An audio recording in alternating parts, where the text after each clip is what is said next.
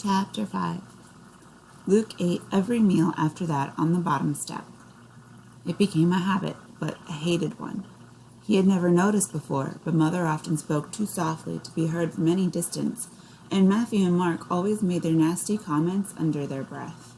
So they would start laughing, often at Luke's expense, and he couldn't defend himself because he didn't know what they had said. He couldn't even hear Mother saying, "Now be nice, boys." After a week or two, a lot of the time, he didn't even try to listen to the rest of the family's conversation. But even he was curious the hot July day when the letter arrived about the pigs. Matthew brought the mail in that day from the mailbox at the crossroads a mile away. Luke had never seen them, of course, but Matthew and Mark had told him there were 3 mailboxes there, one for each of the families that lived on their road. Usually, the gardener's mail was just bills or thin envelopes carrying curt orders from the government about how much corn to plant, which fertilizer to use, and where to take their crop when it was harvested. A letter from a relative was a cause to celebrate, and Mother always dropped whatever she was doing and sat down to open it with trembling hands, calling out at intervals, "Oh, Aunt Effie's in the hospital again," or "Tss, Lisbeth's going to marry that fellow after all." Luke almost felt he knew his relatives, though they lived hundreds of miles away, and of course they didn't even know he existed.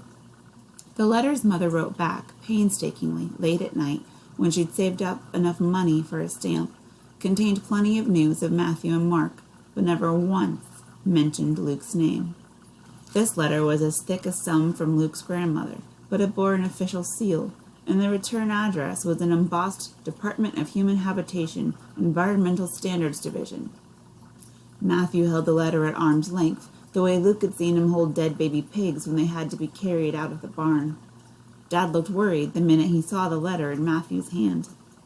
Matthew put the letter down beside Dad's silverware. Dad sighed.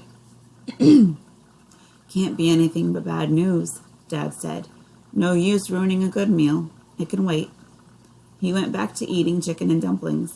Only after his last belch did he turn the envelope over and run a dirt-rimmed fingernail under the flap. He unfolded the letter. "It has come to our attention," he read aloud. "Well, so far I understand it."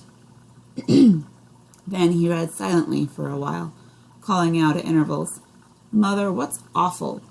And, "Where's that dictionary? Matthew, look up reciprocity." Finally, he threw down the whole thick packet and proclaimed, "They're going to make us get rid of our hogs." "What?" Matthew asked, more serious than Mark. He had talked for as long as anyone could remember about. "When I get my own farm, it's going to all be hogs. I'll make the government let me do that somehow." Now he looked over at Dad's shoulder. "You mean they're just going to make us sell the lot one at a time, right? But we can build the herd back up." "Nope," said Dad. "Those people in them fancy new houses won't be able to stand the pig smell, so we can't raise hogs no more." He threw the letter out into the center of the table for all to see. What'd they expect, building next to a farm? From his seat on the stairs, Luke had to hold himself back from going to fish the edge of the letter out of the chicken gravy and looking at it himself.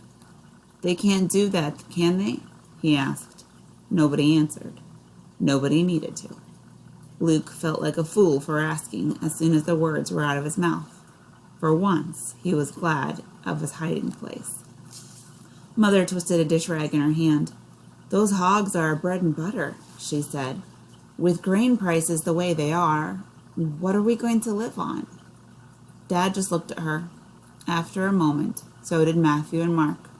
Luke didn't know why.